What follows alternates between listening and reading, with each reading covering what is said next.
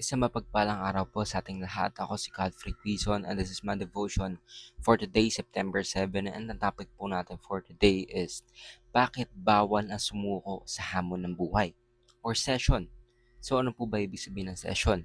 In Christ or in Christian theology, session refers to Christ's enthronement at God's right hand after his ascension, signifying his finished work of redemption, absolute authority, and victorious reign over all creation.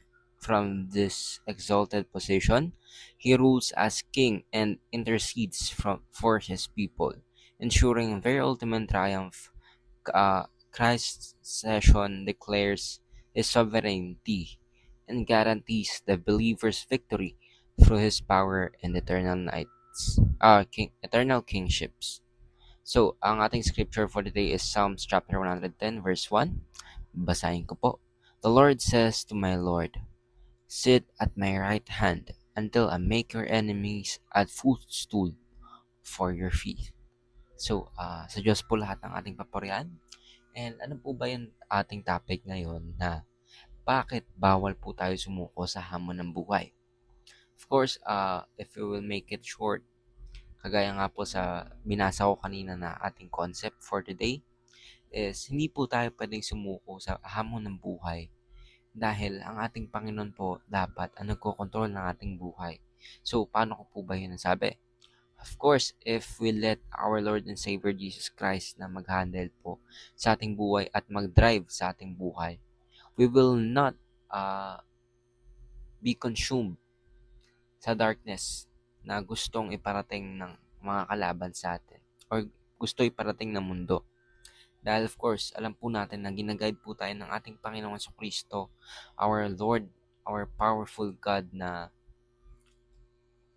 hindi tayo papabayaan kasi of course, siya po ang ating creator and ang ating Panginoon po is the best of course. He is our creator, our savior and kumbaga kung isusuko po natin ang ating buhay sa ating Panginoon, we can't just give up kasi of course, sino ba nagpapatakbo na ng ating buhay?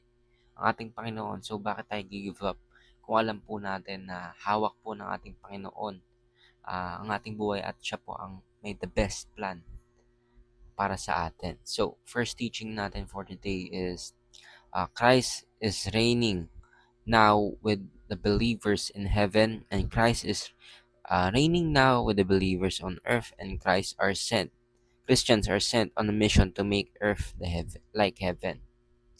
So, ayun nga po ang ating tinatopic natin for today na as Christians, yung pamumuno ng ating Panginoon ay sa heaven and earth.